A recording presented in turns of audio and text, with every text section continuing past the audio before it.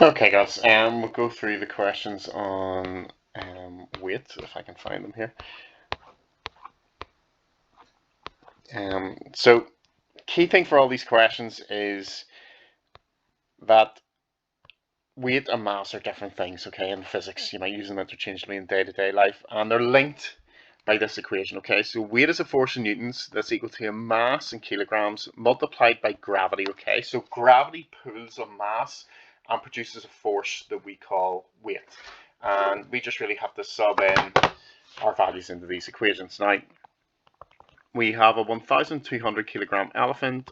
We're assuming the elephant, well, it tells us it's on Earth. It would be a bit unusual if it wasn't. So gravity on Earth is 10. It's actually 9.81, but we rounded up to 10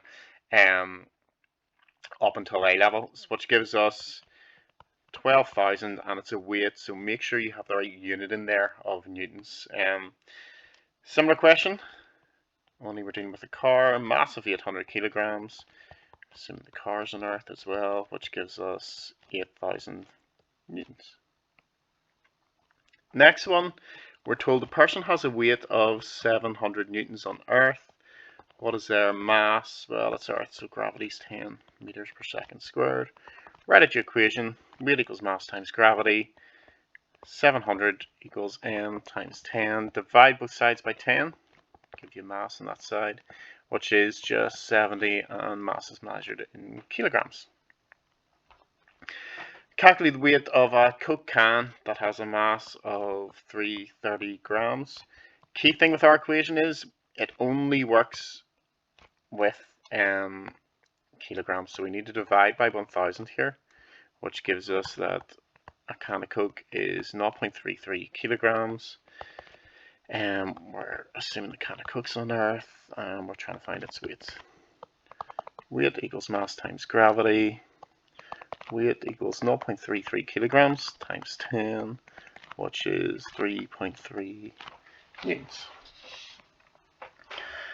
5. An astronaut of mass 80 kilograms has a weight of 126 newtons on the moon. Calculate gravity. Okay, so gravity's 10 on Earth, but in different locations it will have different strengths depending on how much that object, the mass of the object, the more massive the planetary object, the bigger pull of gravity it will have. So mass is 80 kilograms. Weight on the moon is 126 newtons, and we're trying to find G, gravity. Weight equals mass times gravity. Do get into the habit of writing out your equations because it will get you marks. Times G, 126 divided by 80 equals G. Type that into your calculator, and it gives you 1.58. The three significant figures, okay, your calculator might say 1.575, and it's fine to write that down as well. Question 6. An alien spacecraft has a mass of 42,000 kilograms. And, oops, look at that for a mistake. Don't get those two words mixed up. A weight of 820,000 newtons. Calculate gravity on the planet. 820000.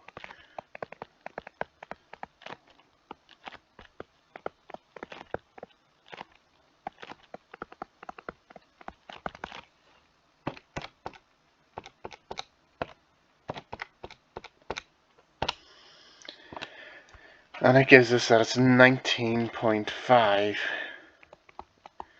meters per second squared. The mass of the same spacecraft on Earth, it'll be identical. Mass does not change. Mass just depends on how much kind of material there is in that object, how much neutrons and protons make it up, really. So therefore, it doesn't change when you travel to different locations. Even if you go into deep space where you'd say things are weightless and there's no gravity, the mass is still there, okay? It's still 42,000 kilograms. However, on Earth, the weight will change. So we can do weight equals mass times gravity. On the aliens planet, gravity was 19.5. On our planet, it's 10, which will give us 420,000 newtons, okay? Which will make it much easier for him to take off again. Because there's not as big a force pulling them down on our planet. Okay.